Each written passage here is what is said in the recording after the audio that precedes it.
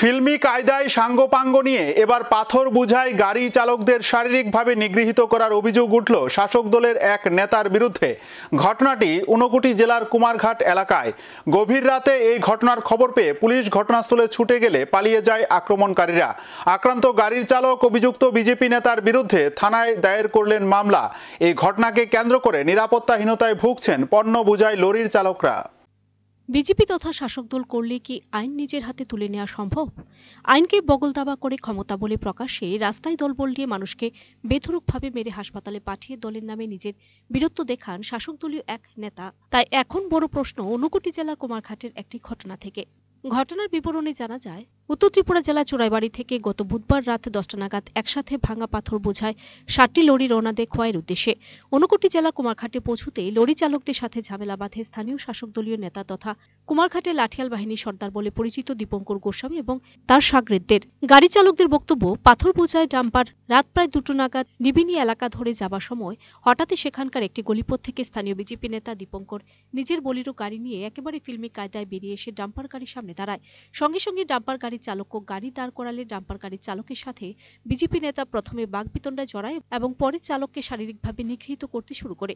বিষয়টি সাথে থাকা অন্য ডাম্পার গাড়ি চালকরা প্রত্যক্ষ করে এগিয়ে আসে। এদিকে নেতাও ঘটনাস্থলে ডেকে আনে তার সাগরেদদের।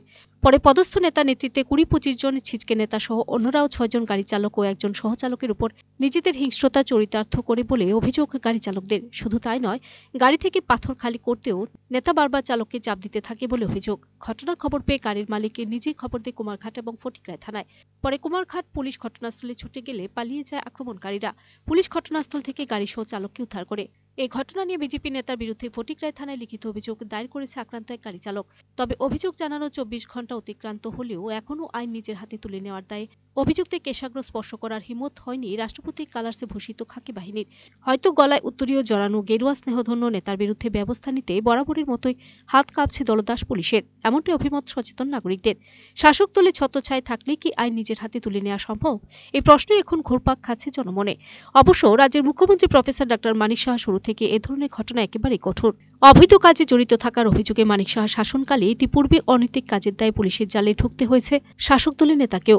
এবারে দীপঙ্করের মতো নেতাদের বিরুদ্ধে মানিক সাহার পুলিশ কতটুকু সক্রিয় হয়ে কাজ করবে এদিকে তাকিয়ে আক্রান্ত গাড়ি চালক সহ এলাকার মানুষ। পাশাপাশি এমন অনৈতিক কাজের জেরে বিজেপি দল ওই নেতার বিরুদ্ধে কোনো ব্যবস্থা নেয় কিনা তাও লক্ষণীয় বিষয়। কেননা এদের মতো নেতার এমন কিছু ঘটনার কারণে সাধারণ মানুষের কাছে কালিমা লিপ্ত হচ্ছে শাসক বিজেপি দলের স্বচ্ছ ভাবমূর্তি। বিজেপি নেতার এমন কাণ্ডে নিন্দার ঝড় সর্বত্র।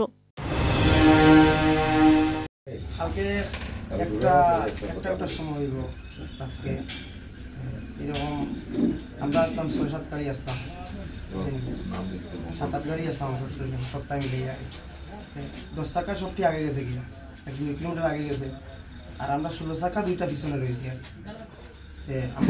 আমরা 2টা 16 চাকা পিছনে রয়েছি। এমন সময় দেখি তাইনে গাড়ি দরজা খুলে গাড়ি দিয়ে নামিয়ে আমার হাতের মধ্যে ধরে দিয়েছে। আমার তিনি চিনস নেই, তিনি তো কথা তিনি আসলে আমার মারিয়া। আমি বললাম তখন, দাদা আপনারা যদি আমি মারতাম আর লাগতো যদি গাড়িতে, আমি তো 10 হাত পিছনে আসতাম গাড়ি লইয়া। আমি তো আমার এখনো আপনারা কইয়া একটু সাইড দিয়ে দিলেন, আমি যাই গিয়া না তাই নিয়ে সাইড করছে না, গাড়ি এখানে রাখিয়া গাড়ি অল্প আগে দিয়া লামিয়ে গেছি। গাড়ি লামিয়ে আমার হাতে ধরছে, হাতে ধরে 2-3টা থাইনে ধরছে, ধরিয়া 1-2টা বক্সিং মারছে। মারা বলে আরও 3-4 জন আইছে, আইয়া আমার ধরছে, উঠিয়েছে গাড়ি নিতে, লক লাগাই দিয়েছি। আমি উঠিয়া কয়েকটা মারছে, আর আমি যেমনি অল্প জায়গা পাইছি টান্দি বেরিয়ে গেছি। টান্দি বেরিয়ে ওই ফটিকটা বড় রাস্তা আছে সেখানেও গেছি গিয়ে আমরা 2 গাড়ি 16 চাকা 2 গাড়ি সেখানেও গিয়া দেখছি আরও কয়েকটা গাড়ি আমরা খাড়া, সেখানেও পিছিয়ে খাড়া করছি। তাই না গেছে প্রথম গেছে বলারও একটা লইয়া গিয়া হয়েছে এই দাঁড়াইছি কেন, দাঁড়ানোর পরে তাই খাড়ায় খাড়ায় লোকরে ফোন করছে, আমরা তো কথা কোয়াত নাই কিন্তু কথা। এরপরে আইসে তারা মনে হয় 20 থেকে 25 জনের উপরে যাচ্ছে। আইয়া তো কোনো জিগাজিগি নাই, আজারে ড্রাইভার ভিটা আরম্ভ করছে, এমন ভিটা আরম্ভ করছে তা কই আমার দিলাম নাই। Video report search India TNN।